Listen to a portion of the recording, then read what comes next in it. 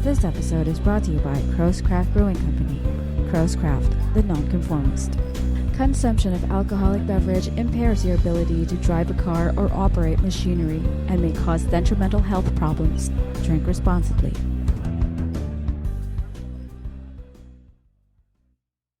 Now we got rum. Okay, so were you one of those that did a rum coke in high school to get shit-faced? Or was rum something you already respected and said, you know what? I've got my palate for whiskey. I know what to look for in rum. How was that journey? The experiences I remember with rum or were Bacardi, Bacardi 151. Firewater. Going to Boracay. You do the salt on your palm, then calamansi, then shot. Yeah. Right. I forgot the order now, but Because it must have been a really bad night. fortunately, no hangover.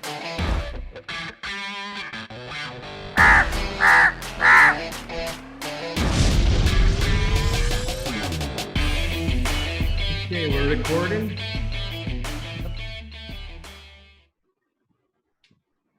And there he is, Mr. John Go. Hey, Hi, John. I like your background, buddy. It's latitude 29 from New Orleans. All right. Are we ready? Are you ready with your poison? Inunahan mo na ako. Where's your drink? Here, I'm gonna have to sneak it in one of those segments, pare, di ba? Always selling, always selling, always selling. Pare, so it's gonna be really simple, very casual, John. We're gonna ask you a lot of questions. We're gonna play some segment called this or that. It's really digging in to who this John Go is about, right? I mean, how did you become one of these very respected spirits gurus in the country, pare? Huh? Respected. But yeah, so that's what we're gonna do. So this is episode. What are we doing? We're gonna do seven. Okay. So are you comfortable? Everyone ready? Game. Okay. Okay, here we go. This is episode number 7, people. And this is Crow Talk. And with us is John Joe. And of course, John Go. Right down here. Okay? Joe and Go. So John Go. Yeah, he's our guest. This guy has been flying way below the radar.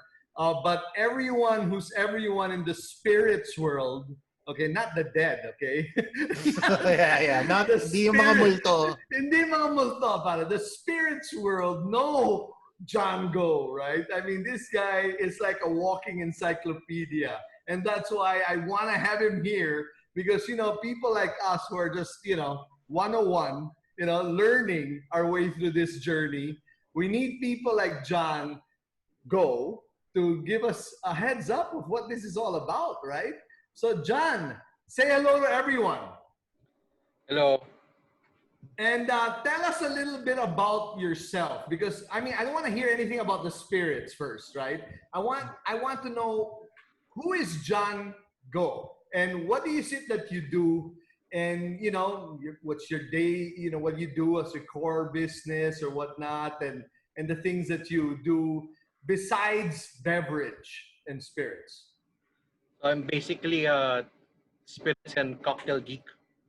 So I like to travel to drink at different bars and buy different spirits.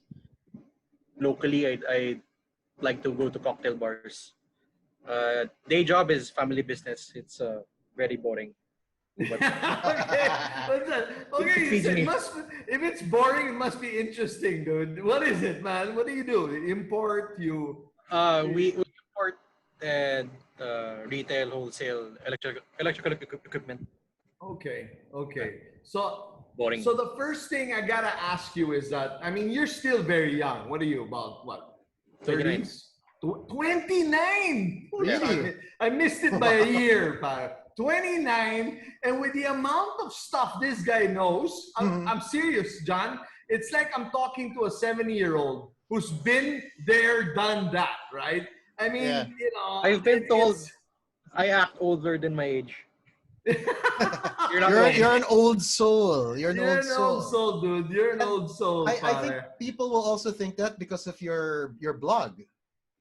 Yes. Diba? Yes. I mean, Your I knowledge. haven't seen anyone dissect a spirit like this guy. I mean, seriously, right? I mean, we've gone through, I've had so many one-on-ones with John to talk about where things are headed and talking about the spirit world and, all the different beverages and stuff. And it's never enough time, right? And, Yeah. for someone like me who wants to create something, there's so much to learn, John. I mean, there's just so much to learn. So here we go. What we're going to do is we got a number of slides to guide us through this journey, right? So bear with us. Okay, here we go. Here we go with John Go. Okay, John. Appreciating spirits, okay? You've got to tell me, where did the journey start for you, who's so young? You're 29 years old. I mean, and we're talking about spirits here. We're not talking about beer. We're not talking about the commercial stuff. I mean, it had to come from someplace. Was it a grandfather? Was it a father? Was it a friend? Tell us about it.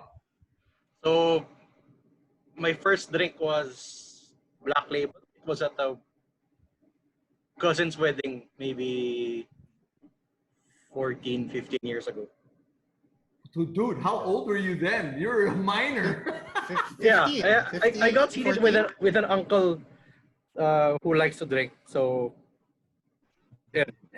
And what happened? So of course you had this drink in your hand. Your uncle says, "Hey, John, here, have a try of this Black Label, right?"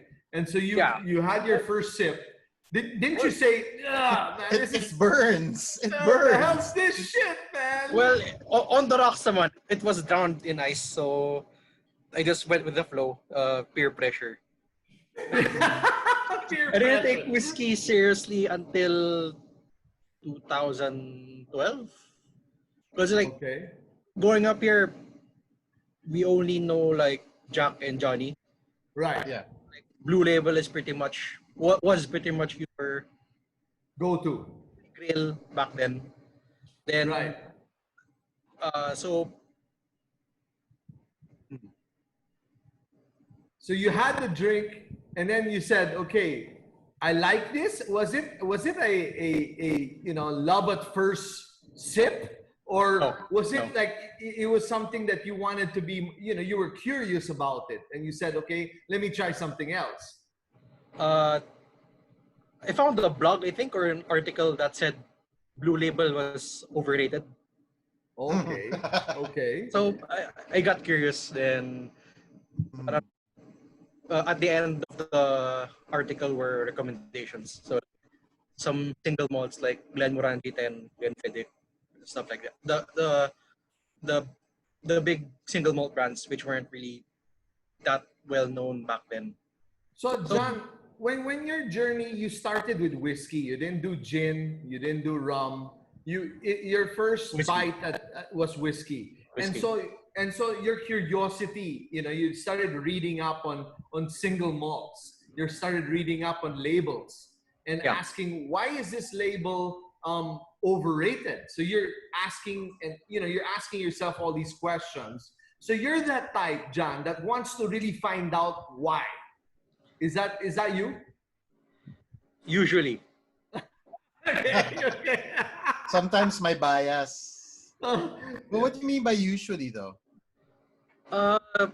Sometimes I just tell myself I'll focus on this next time. Okay. Okay. Okay.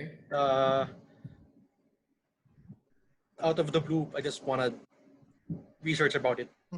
So it's kind of Right. like you wanna shelf a project, something like that. You put it Yeah, aside yeah. for later on. Yeah. And going to that, do you have a giant shelf? Do you have a collection? You won't tell us the truth. I don't know the exact quantity, but See, that's what I want to know. See, he doesn't know. I have more than what I need. I have less than what I want. Oh, that's a good answer. Good Yeah. answer. But I mean, through this, I mean, started happening right away. So I mean, you're back then, 15 years old, 16 years old, and you decided, you know what? I love whiskey, and I'm going down this road, and I'm gonna start collecting, reading about it, and learning to love it. Drinking back in my teens was more of a social thing, so I could, So I drank Okay. during family events, mga Christmas, mga ganyan. Then I only got serious mga 2012. So I got into single malt first. Then when Curator opened mid 2012, Right. that's when I got into cocktails. So that's where gin, mezcal came in. Okay, we'll talk about that a little later. But I want to know about spirits, appreciating spirits, right? Because a person who does not know how to drink a spirit, like let's say whiskey, what are you looking for? Because let's face it, a lot of people will drink to get drunk, to get shit fixed, right? So, okay, they'll probably get the cheapest alcohol out there and get shit faced, right? But then here you are, you're trying to learn how to develop the palate in knowing what a good liquor is or what a good whiskey is. What's that process? Did somebody teach you that, or did you read it? Did you watch it in YouTube? How'd you learn this stuff? Read a bunch of online articles. Okay.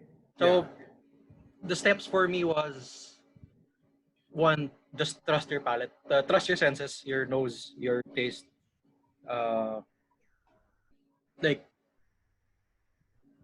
I think 6-7 years ago, there were the tasting notes of the reviews were mostly from Westerners. So okay. I had to keep in mind that there were tasting notes that I didn't know. So like, I don't know what heather tasted like. I don't know what the marzipan tasted like. So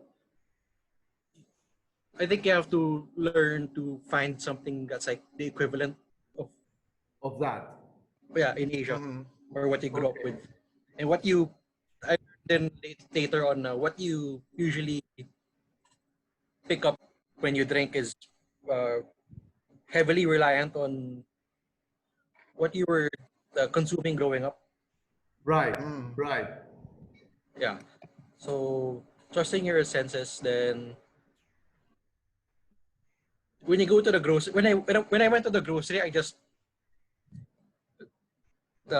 licked and sniffed whatever I bought, so I could sort of imprint whatever those tastes and smells were like in my mind. Okay, let me ask you this. Let's start, since we're already in the the story of whiskey, right? Whiskey is it's got its own journey, right? And when you start dissecting, appreciating a bottle of whiskey, right? Besides going beyond the label, going beyond what is famous and what is not, what do you look for? What do you look for in whiskey that tickles your passion for that beverage? Now, whiskey. Boring for me na. I have to think like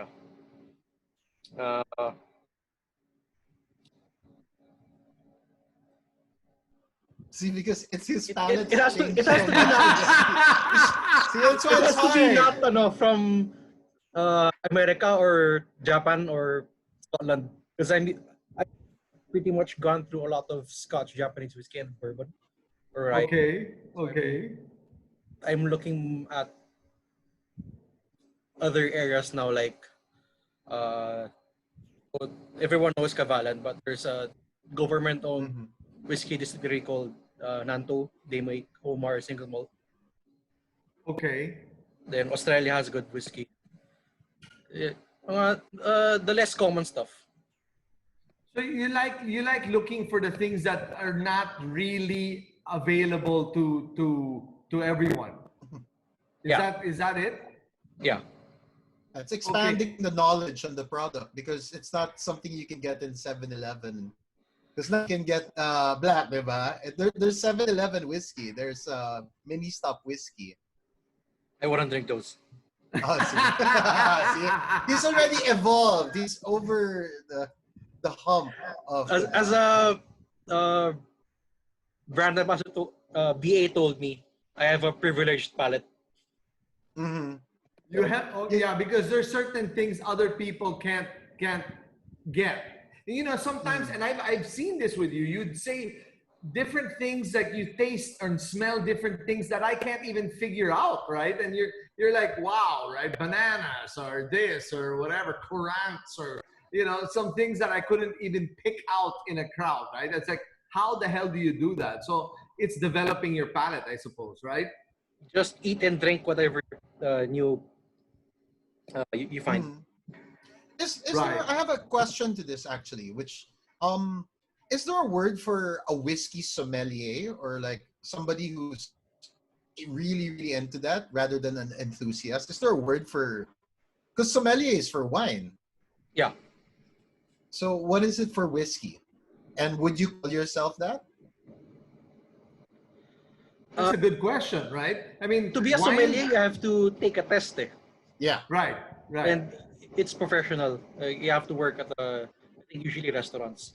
I don't work professionally or in an establishment, so I wouldn't call myself a sommelier. So it's easier to call myself a geek or enthusiast. Like a geek, Okay. yeah, somebody who Yeah. knows. I mean, because you've tried a lot of different bottles, right? Yeah. You've traveled, and you've tried many different kinds of whiskeys, so you're able to differentiate, right? And like things like, I mean, when you like the funky stuff, right? Now Yeah. your palate has gone. John Joe. It's like the way I can do a parallelism on craft Mhm. beer and the spirits like whiskey. It's like, when you start off with craft beer, you want something light, pale ale, and then you're looking for something else. You're looking for something else. John Go is already out there where the funky stuff is, man. Yeah. The peatiest whiskeys that if I tried smelling one, I swear to God, it smelled like hell. The one I brought to your distillery. Seriously, it smelled like shit. I mean, I couldn't really smell like shit, man. I mean, how can, I was like, what the fuck is this, dude? How can you drink this shit, right? But Mhm. then, you see, hop heads like us, John Joe, right? We love our hops, right? Yeah. So somebody who doesn't like this hops, it seems crazy, would say the Mhm. same thing. They'd say the same exact thing about some really ridiculously peaty whiskey. Am I right, John? Yeah. Okay, there you go. I have to try and relate what he's going Mhm. through to something that's more familiar, right? So I Yeah. haven't, I'm self-confessed.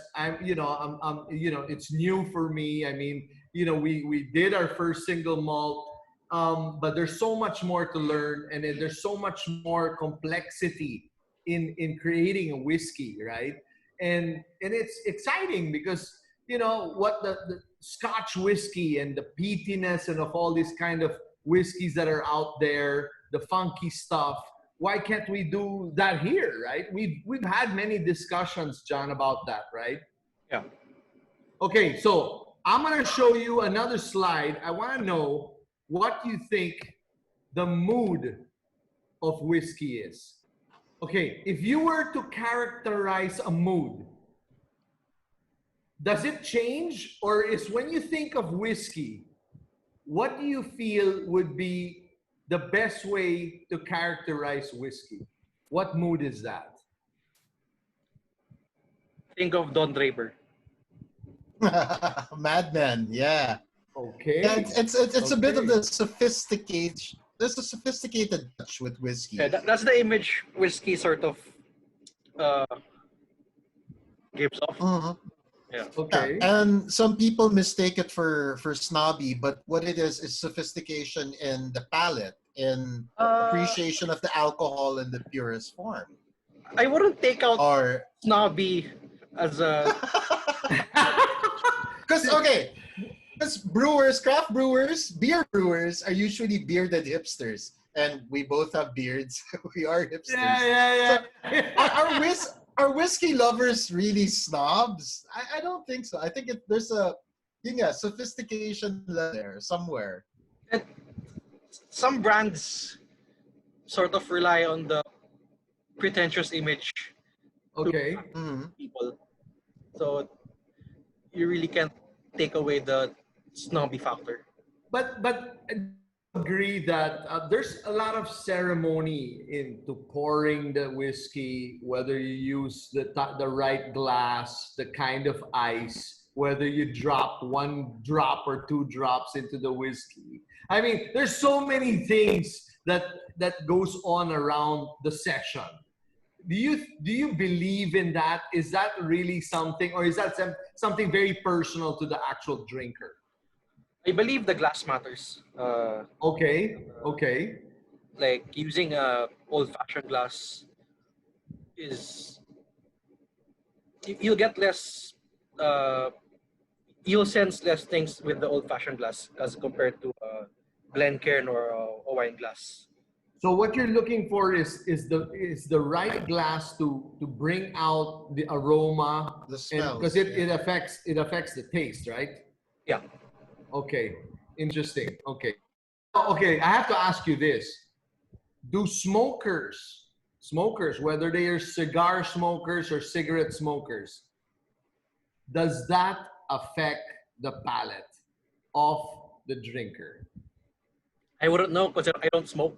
That's probably why you're so damn good at this, Yeah, right? yeah, but I've met really good BAs who smoke a lot, and Mhm. uh, their palate is really good. Really? Okay, so they're trained at the thing, okay? Okay, let's move on. Let's move on. John, rum. Let's talk rum. How Okay? long do we have? No, let's keep it. I'm telling you, we don't have much time. So let's try to squeeze as much as you can. When did you start? Let's put the whiskey aside now. Now we got rum. Okay. So were you one of those that did a rum coke in high school to get shit faced? Or was rum something you already respected and said, you know what? I've got my palate for whiskey. I know what to look for in rum. How was that I journey? the experiences I remember with rum or with were Bacardi, Bacardi 151. Oh, Like firewater. going to Boracay, Good pa. you do the salt on your palm, then calamansi, then shot. Yeah. Right. I forgot the order now, but Because it must have been a really bad night. fortunately, no hangover. Wow. No, but then okay. So how did you treat rum? Did you do the same exact thing with whiskey? You wanted to find out more about the freaking sources of rum, the different varieties of rum and whatnot. And then again, you wanted to learn more about and how to develop your palate. Is that what you did? Uh, my interest in rum started with cocktails. So Also, it went the reverse. You didn't go rum first. You had it in a cocktail, and then you realized, wait a minute, let me figure out this rum. Is that how it yeah, went? but if I had to put a estimated timeline of when I got the spirits, 2012 single malt, 2013 gin, 14 mezcal brandy, then seriously rum mga 17. Okay. So it's But fairly recent. that's fairly recent. Is it because of there was like an ongoing fad? I mean, right? Things like started shifting from gin to rum and things like that. There's like this wave going around the world, right? So there's a tiki bar in San Francisco called Smuggler's Cove. Uh, they released a book 2016, 17. Okay. The owner is a really interesting guy. He has like a collection of the most expensive rums. I think a bottle costs like a few thousand euros. Wow. And I there mean, are what's the so, reason? What's the reason for that? Because it's a limited quantity. uh so you know the Mai Tai cocktail, right? Yeah. Yeah. So that's the original rum for the Mai Tai cocktail. And if you know a bit of tiki history, Filipinos, there were like five or seven Filipino bartenders who were the original tiki bartenders. Okay. So Okay. they were like the backbone of tiki after prohibition. So a 17-year-old, 17, 15-year-old Jamaican rum. And anyways, so the Smuggler's Cove owner's name is Martin Kate. So he basically said what the line that pretty much caught my attention was rum is the most diverse spirit in the world because wherever the Mhm. sugarcane there is rum or some sort of or some form of sugarcane spirit. Interesting. That's interesting. So it really belongs to that location, right? Okay. Moving on, John.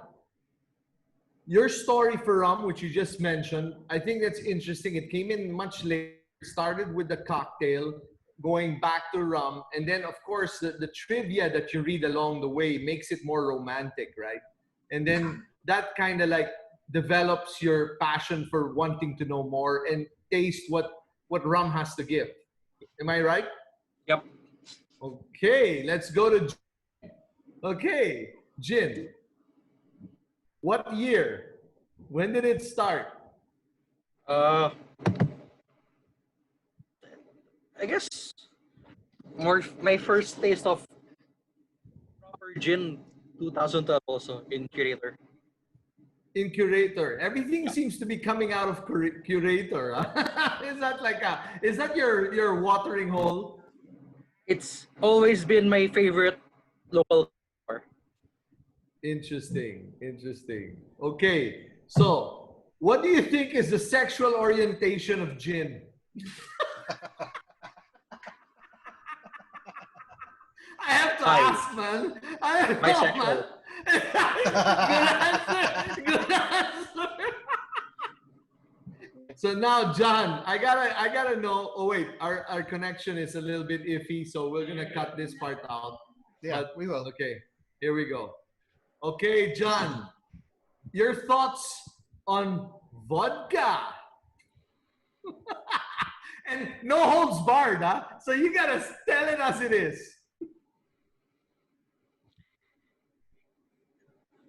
I would rather not talk because very neutral. It's basically a neutral spirit. So I'll stay neutral, just like what it is. Wow, very diplomatic answer. You know the thing is, John Joe, I gotta Uh-huh. ask you. You know, it's I get a lot of that from the geeks, the spirit geeks. That vodka is a no-fly zone, right? Yeah. And yet you have all these big companies, right? I won't mention names, but they spend gazillions to market this Yeah. stuff, right? Oh, don't worry. Don't worry. I can mention them because I used to work for them. No, when I started bartending, I reached the peak of vodka, where the vodka cocktails were basically dominating the early 2000s to almost the end of 2008, 2009, where all bars were being sponsored by vodka brands. There were so many coming in, so many are battling, jockeying for position, basically. And the thing about vodka, because I am familiar with bartending, is that it was the most it was the easiest to mix, and most cocktails did use vodka. And at the same time, price wise, wallet wise, it was very, very friendly for your wallet. So if you weren't into drinking beers, you would go for vodka. So vodka was also associated as a ladies' drink. So, so it's a cheap way to get shit faced, right? It's an easy way to get shit faced. It's Yeah. flavorless eh. So Yeah. it goes very well in a Tridor cocktail. Exactly. Okay, there you go. There you go. Okay, cocktails. Let's talk about cocktails since that's what we're talking about. Is it an enhancement or a degradation? It's a The marriage. degradation. Okay? Because here's my question. When you have a spirit that's made by the creator, okay, let's talk about rum or whiskey, and they created it in a way for you to drink it, not as a cocktail. When it becomes a cocktail, what do you feel? Does it enhance or degrade? It it depends on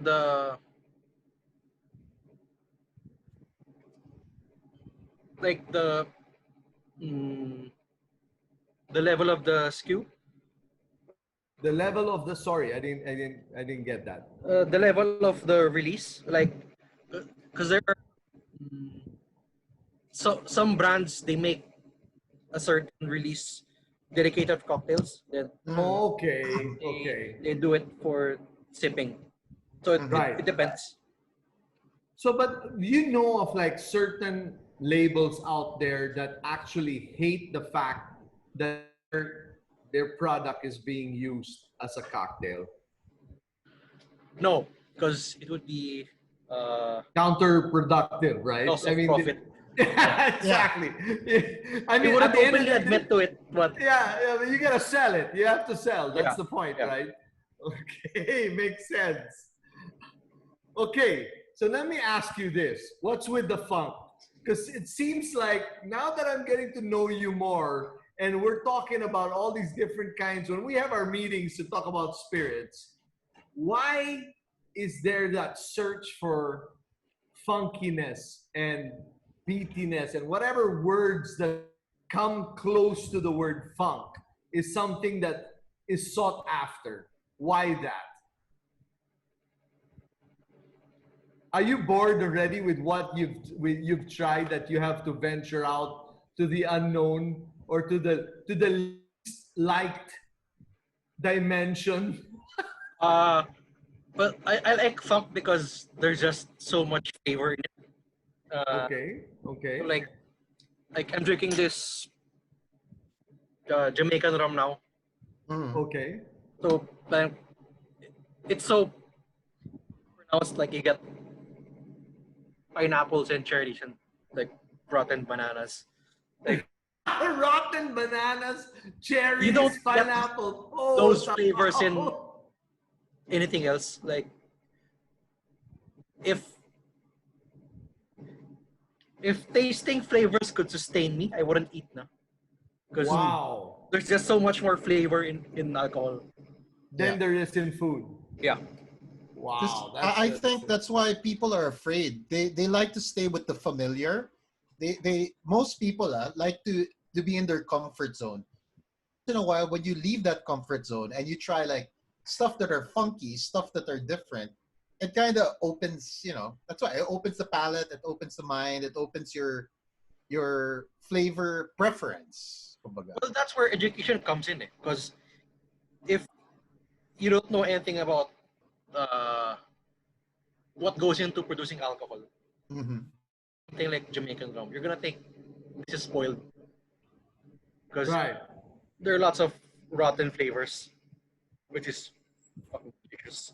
But let's But see, John Joe, I think we have to learn this stuff, right? And the Yeah. only way is to drink the shit. You know, you can't, how can you figure telling you unless you try it?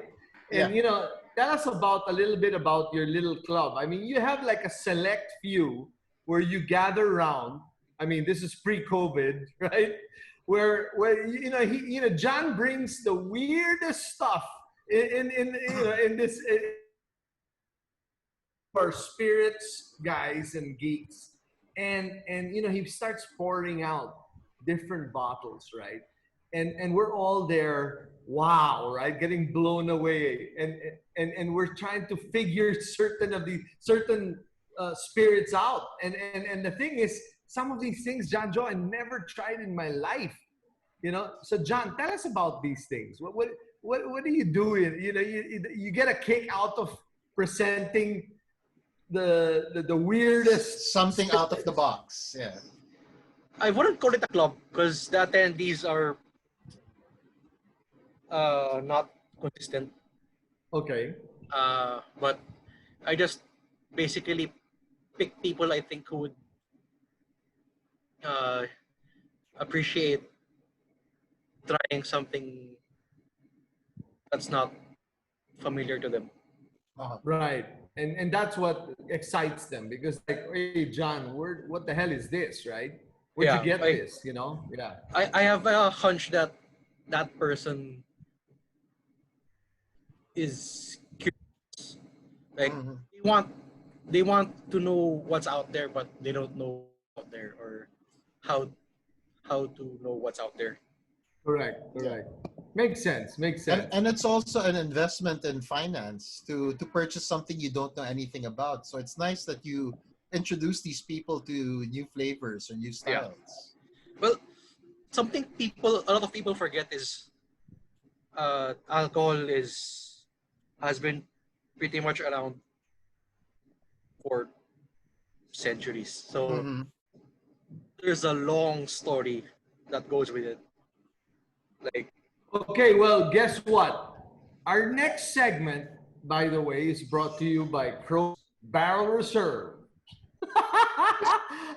A barrel reserve gin that you gotta try. It's damn good, man. In fact, I'm gonna have it right now. So, John, you're gonna have to figure this one out. Okay. The next segment is called this or that. Right? So what you're gonna have to do is you can't choose. You've got to choose yeah, one, and you yeah. basically have to defend yourself. Why? Let me just pour myself a nice. Ah, I've been seeing you drink, so it's my turn. Cheers, John. Cheers, John Joe. Cheers. Cheers. Okay, here we go. Boom. So what do you see? You've got fermenters in this and a pot still in that. What do you That. choose? This That. or that? That Okay, why? spirits do not expire. Sorry, sorry? Spirits do Spirits not do not expire. expire. Okay, I like that. That's a good one, dude. This guy's fast, man. He's fast. I can't, I gotta stomp this guy once. Okay, next. This or that? Remember, they're both spirits, huh? They're both spirits. I don't tell you whether they're rum or whether they're, eau de vie. It's just dark spirit or a light spirit. This Okay, why? I'm drinking something aged now. No, but seriously, right, John? When you're drinking something aged, okay, wherein the actual spirit that was born off of a still is now brought into a container that changes its characteristic over time, right? Yeah. So why are you're going to this new, basically it's transformed into something that's dark as opposed to the original source of the spirit coming out of the still. So why is that? Because you like the wood, you like the smoke, you like the characteristics of the barrel more than what the spirit coming out of the still is, whether it's a eau de vie, whether it's a rum. Right now, I'm into spirits that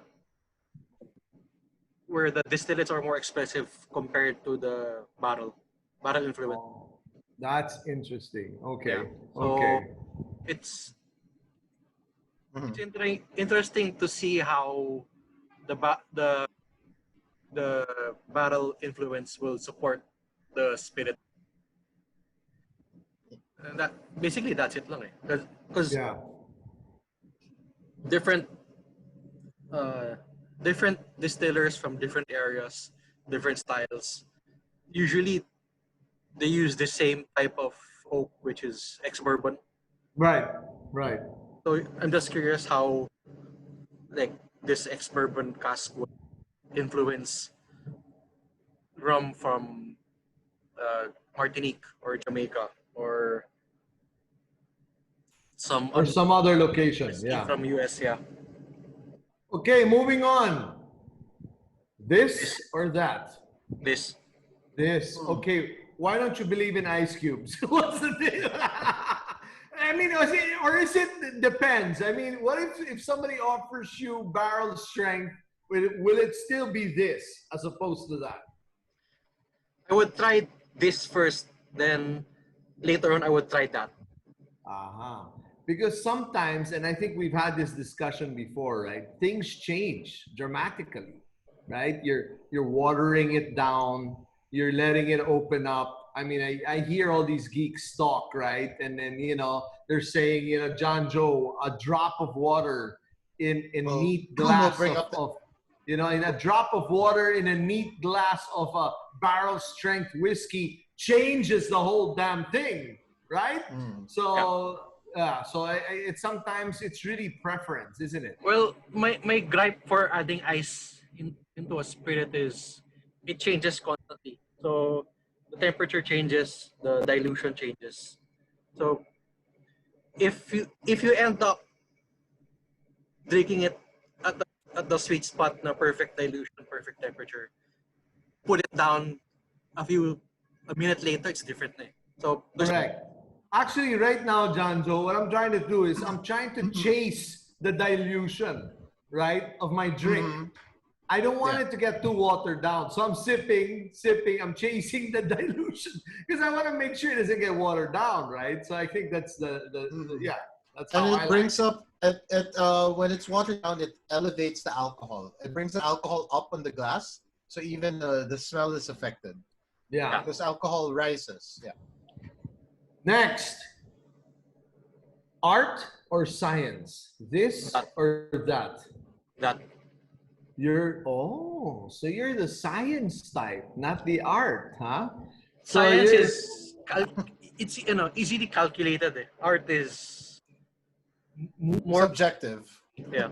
Yeah, but what's more romantic, man? The art, right? I mean, the art of creating a recipe, the art of the barrel, the art of the journey. If you can have a really good barrel, label, but it doesn't represent the contents, right, John? No, I'm just trying to be the devil's advocate here because, science is so exactly what he said. But I really honestly thought, John, that you were going to pick this because, you know what I mean? Your whole story and journey was more, like this guy in search for the holy grail of spirits, man.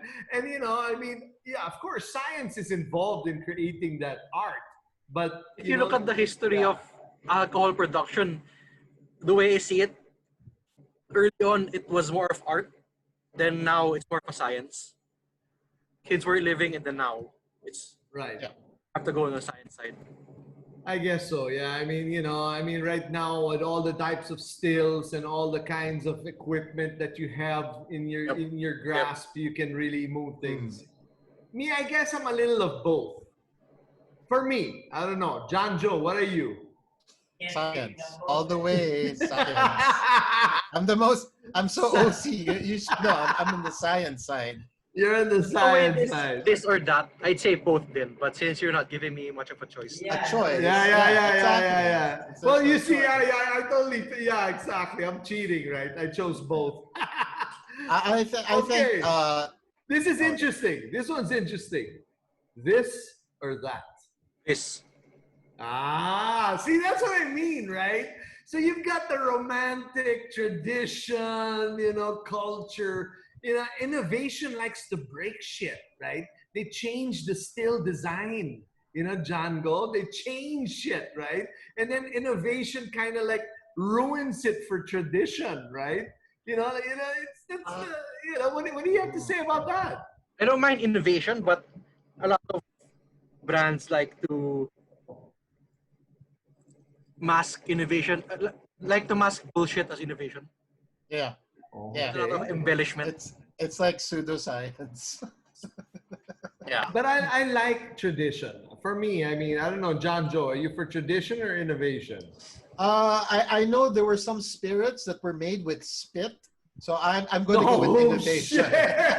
I'm going to go with innovation rather than tradition because That's also how people fermented their booze. Like there you go, right? some parts in Japan, that's how they made an earlier form of sake. They Yes, rice. and it was only made by if I correct me if I'm wrong. It was made by women. Only women could like chew this particular thing and then spit it, leave it in a jar. Men could do it, but parang there was a recent blind tasting. The one chewed by women tasted better though. Oh, it must be the hormones, man.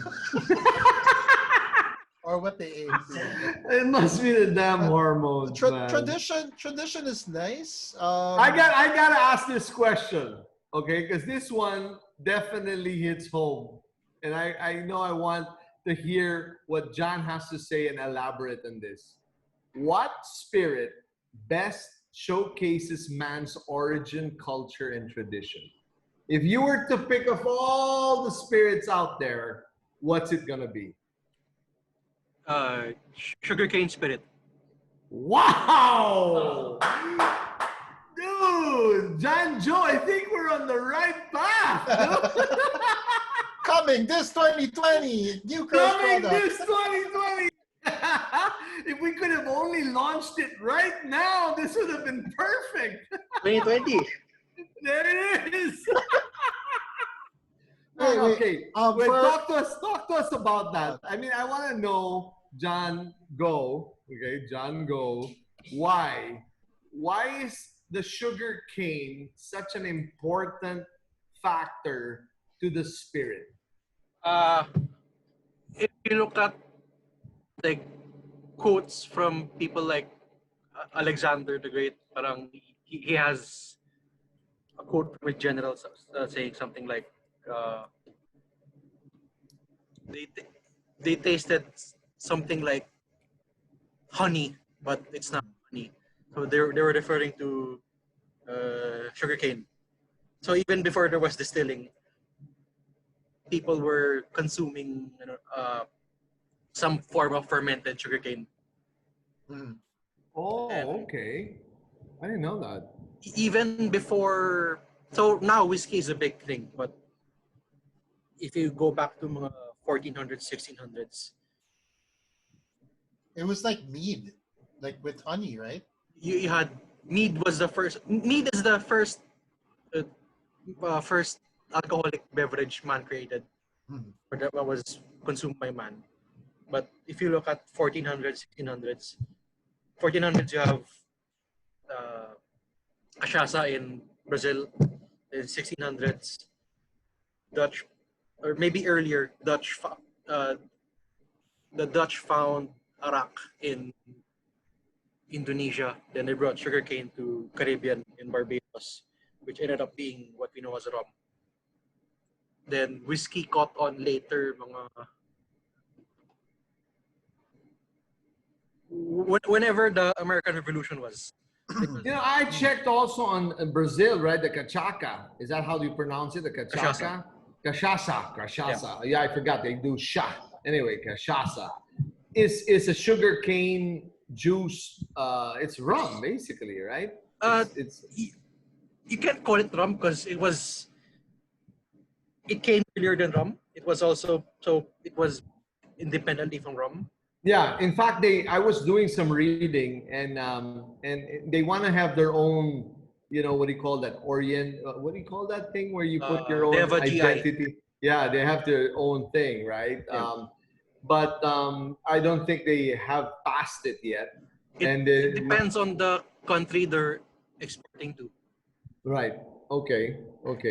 But that's interesting because, you know, Philippines, we are a sugar cane producing country, right? We've got a lot of sugar. It's just sad that we don't have that many cane products out there. You would have There's thought. a reason for that. So we were under the Spanish for a long time, diba?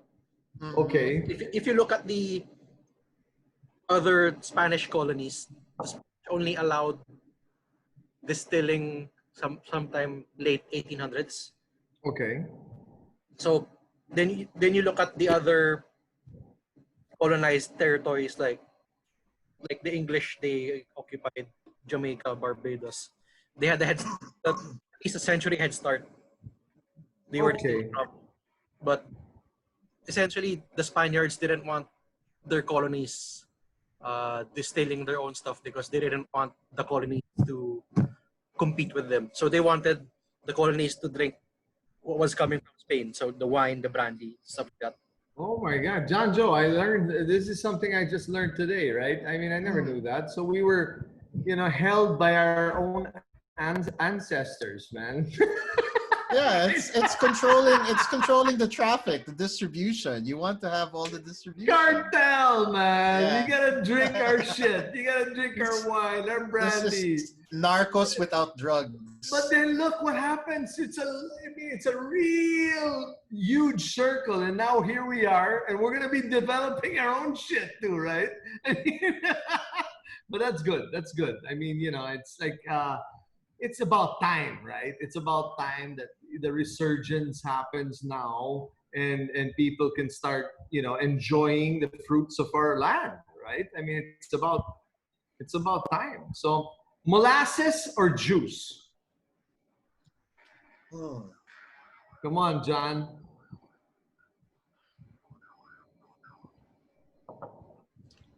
Molasses. Why? Sugarcane cane juice based rum can be Can be uh, tricky. it can be the same, like one dimensional. Okay. Like on a lazy day, I'd be lazy to pick apart, like tell the differences between cane juice rum from Martinique and Guadeloupe. Yeah. Guadeloupe. Yeah. Yeah. But it's interesting because you made me try a number of them, and they were really, really unique. I mean, I was pretty shocked at the difference on the cane depending on where it came from, right? Yeah. So it's very, and it's also, I guess, would you say that a clear rum like silver rum would be great for cocktails? Yeah. Well, one, uh, the color classification for rum is bullshit. Like, Okay. Okay, explain. Okay. I need to Can know you more. explain Wait. that? It's like, no, no, okay. wait. So, like, the color classification, like gold rum, white rum, dark rum, Mhm. it does not uh, showcase or give due respect to the provenance of the rum. So, a white rum from Puerto Rico, like Bacardi, is very different from an aged rum from Jamaica. Okay. Okay. Uh, since Puerto Rico used to be a Spanish colony, they they're more into using column stills, which produce lighter spirits. Then you have Jamaica, which uses primarily pot stills, which make heavier spirits.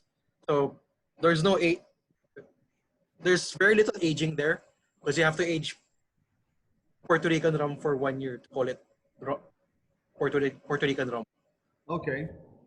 So even though like same color, like super, it's Very like different. San Miguel to a stout.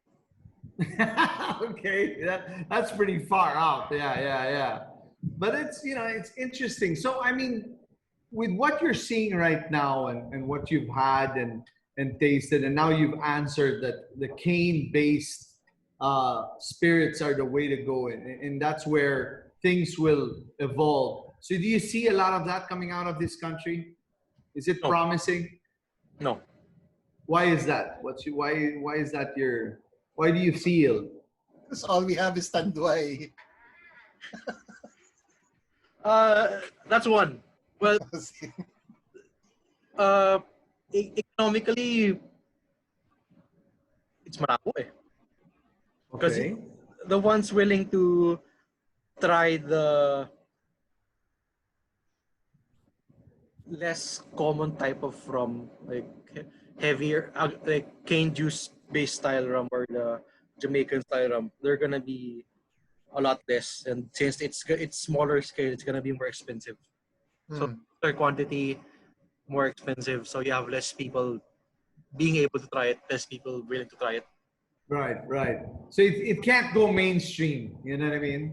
It can, but In time. maybe It'll take time. pag wala ka ng balbas.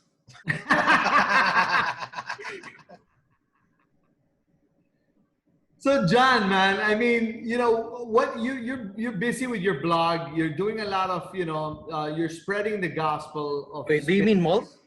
You're spreading the gospel of spirits with your blog, right?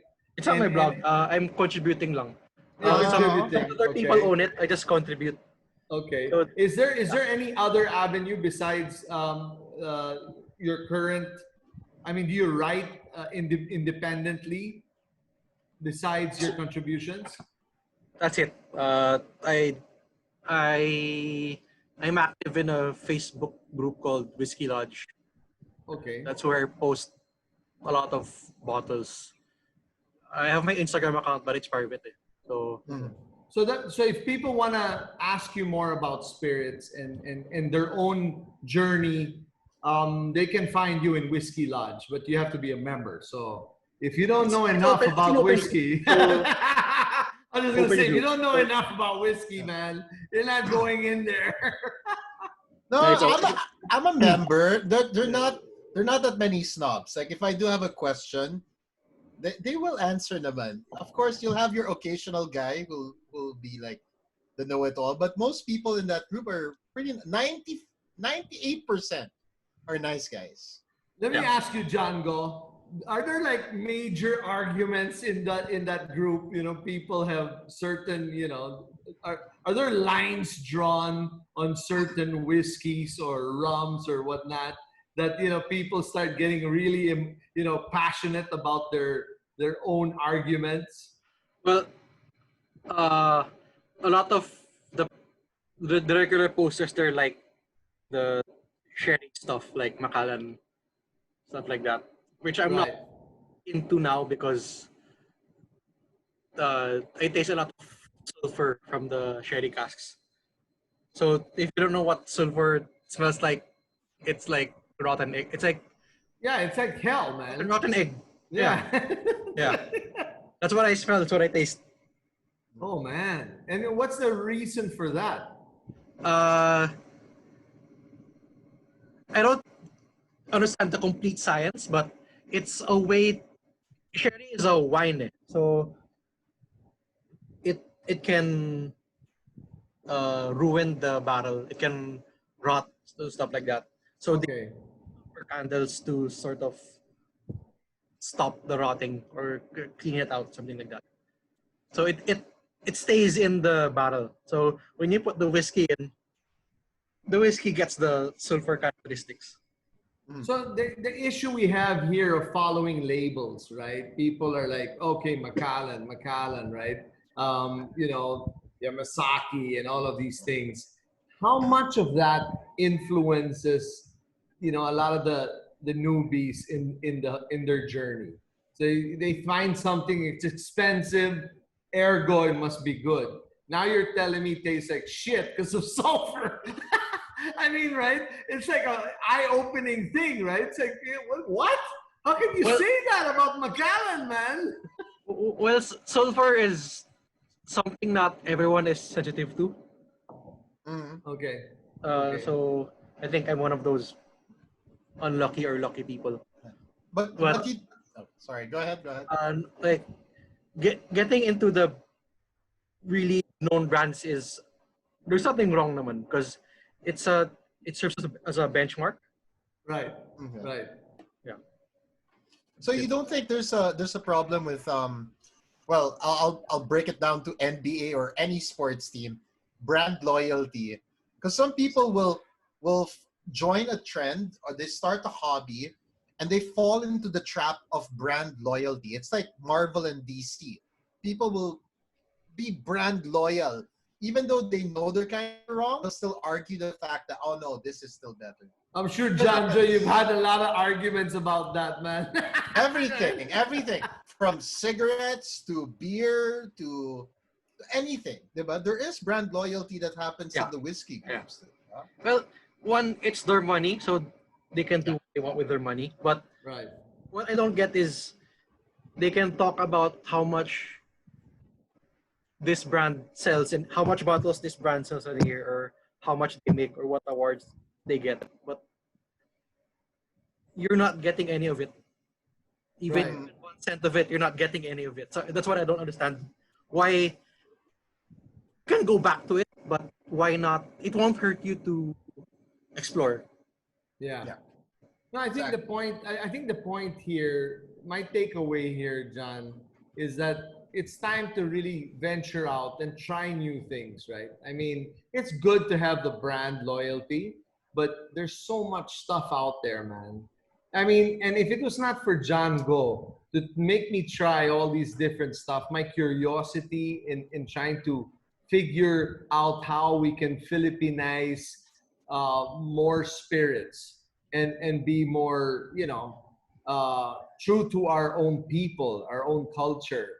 I wouldn't I wouldn't have sought out to do new things, right? So you have to try it. You have to try it and say, wait a minute, these guys know what they're doing, and it's very interesting. So why not try it out? You know what I mean? Well, we have to thank Some Sanj. people are gonna hate it. Some people are gonna hate it. Some people are gonna like it. Crows is not for everyone, man. Yeah, you right? can't please everyone. Yeah, exactly. Sometimes taste is subjective. Yeah. It depends also what the person particularly likes. But at the same time, if you're gonna try something, don't try it once. You have to No, try it don't. a few times. Yeah, Nice. yeah. You gotta go through that. You gotta build. That's why what John's Dude, doing I'm is learning. building his I'm palate. learning the funk, man. I gotta learn the funk for spirits, dude. I'm getting there, but it's a long journey, dude. I'm still my baby steps, right? But You when need I to get buy a to- new still. Correct me I if- need to buy a new still. John, correct me if I'm wrong. There's a funky taste that tastes like wet socks. Yeah, man. Yeah, It's yeah, like, yeah. It's like, man, Yeah. some really nasty shit. But you know what? It's like It's the good. hoppiest. Yeah, it's good stuff for the hops, right? For craft beer, right? So I don't think John Go likes craft beer. I think he told me, dude, I can't do hoppy, right? So I don't we're on like opposite IPA. sides. I'm more into I'm a porter stout kind of guy. There you go. There you go. So each one his own, right? Each one his own. John Go, we really enjoy. It's been over an hour. Time goes this fast, and we didn't even scratch the surface. We should have you again. May question ako. Okay, you Go, got go, a go. question? Shoot. One, we have to give a shout out to Sanjeev, because without him, I wouldn't have met you. Oh yes, Sanju. Of course, Yeah. that's right. Okay, let's rewind. Right. Remember, it was the time when we were testing Aged gin. The aged gin. We were at the Magallanes bottle. This one. Yes. And then here comes John Go, very quiet. He had his bag with some stash in there. And we were seated in the bottle shop. And then here we are with Jim Araneta trying it out. And then slowly, John started talking, right? And then, he gets him a while, but when he starts getting oiled, then boom, boom, boom. And that's when I realized, he has so much. I mean, the vast knowledge of liquor and spirits. It's like he's helped us a lot along the way, John Joe. He's really has. I mean, it opened my mind to a lot of things. And look at it, John. Here it is. Here it is. I mean, wow, who would have thought, right? I mean, back then we were just like trying to figure this barrel aged gin. And now here we are. And then off to new things, off to new, spirits out there. And we really, really appreciate you being here in Crow's Talk. There's so much more to talk about, but at least people have a glimpse of who you are. A little bit more of who you are. Yung question ko pa. Wait. Oh, Go. Don't worry. Wait, go, when go. you make your masterpiece, how would you like people to react? One, like that scene in Semi-Pro where you did the alley where people super quiet. Or would you like people to be like just applaud, puro applause? I think I don't know, man. I never think about that. I mean, for me, it's about the person's personal experience with the glass, right? With your spirit.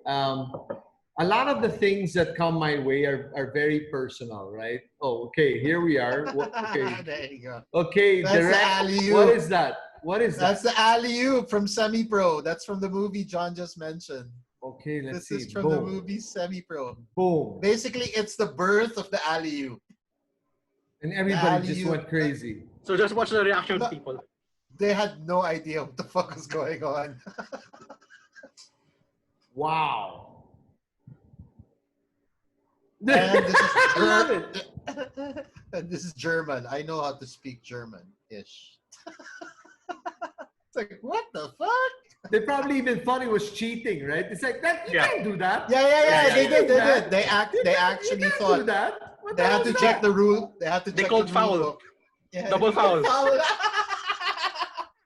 Yeah, they did. The But movie's yeah, so good. you know, I guess I would go for the latter. I mean, an applause is good, but even just a personal, gratitude is good enough for me, man. There's the wow factor that freezes someone. Like, I don't even know how to react. Yeah. It's like, it's so good that what? It's What you is can't this? you can't Crack cocaine? That's happened to me a few times. with whiskey. Yeah. That's With With whiskey. whiskey. Wow. I mean, you're just like loss of words. For someone who has a lot of words to back up any spirit he's had, for someone who can't describe the experience, that must have been a real wow. Yeah, it's a 1960s wheated bourbon. Like it was like seeing. So like before then I've tasted like contemporary wheated bourbon. So it was like watching Jackie Chan's Rush Hour. Then when I tried that 1960s stuff, it was like watching Police Story 1. Okay. So wait, let me ask you now. So what was that one drink was it that drink that basically you'll never forget? It's a rum from Guyana. So when you had that rum, that's the experience that beat even drinking whiskey. It's I mean, the experience you had with that spirit.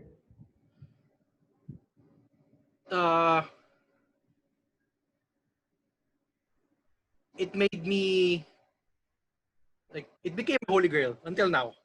Wow. I gotta try that, man. Do you have any of that? I want to find the bottle. yeah, I'm gonna kill for it.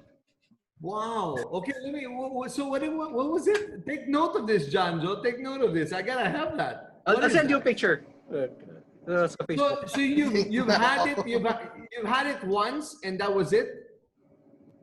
There it is. Well, we can't really see it because of the background. But you had that bottle once and that was it. once. Wow. Okay, John, I think, we'll have to have another session because it's just so much to talk about. We really are very grateful to having you here. Congratulations to whatever it is you're doing and keep that journey alive. And, thank you for always helping us along the way, buddy. No problem. Thanks for having me. Thank you, guys. So that's it for Awesome. Gross Talk. Episode 7. 7. Can you imagine that? 7. We're done.